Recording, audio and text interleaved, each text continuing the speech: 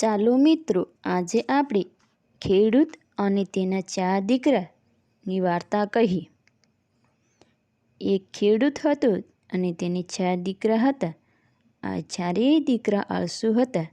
તેઓ ખેડૂતને ખેતીના કામમાં જરાય મદદ કરતા ન હતા. ખેડૂત ઘણીવાર દીકરાઓને સમજાવતો, પણ તેની કોઈ અસર થતી નહીં. એકવાર ખેડૂત બીમાર પડ્યો. તેને જીવવાની આશા રહી નહીં. તેણે ચારેય દીકરાઓને પોતાની પાસે બોલાવ્યા અને કહ્યું, દીકરાઓ, મને હવે જીવવાની આશા નથી.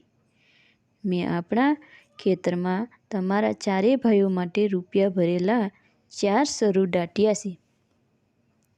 મારા અવસાન પછી તે સરૂ કાઢીને લઈ આવજો. ત્યાર પછી 2-3 દિવસમાં જ ખેડૂતનું અવસાન થઈ ગયું. ચારેય દીકરાઓએ મરણક્રિયા સારી રીતે પૂરી કરી.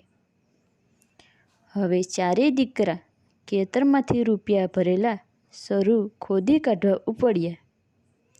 સરૂ ક્યાં દાટેલા હતા તે ખેડૂતે કહ્યું નહોતું. આથી દીકરાઓએ આખું ખેતર ખોદીને કાઢ્યું, પણ તેને રૂપિયા ભરેલો સરૂ મળ્યા નહીં. ચારેય ભાઈઓ નિરાશ થયા. એવામાં ચોમાસું શરૂ થયું. વરસાદ પડ્યો.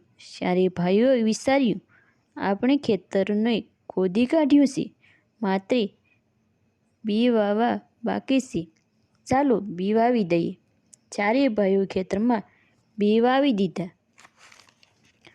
થોડા જ વખતમાં બી ઉગી નીકળ્યા. અનાજ પણ ખૂબ જ પાક્યું. અનાજ વેચી તેને ઘણી સારી કિંમત ઉપજી. આમ ચારેય દીકરાઓ ખૂબ જ મહેનત કરવા લાગ્યા. ત્યાર પછી તેઓ ખેતરમાં ખૂબ મહેનત કરવા લાગ્યા. આથી ખેતરમાં ઘણું અનાજ પાક્યું.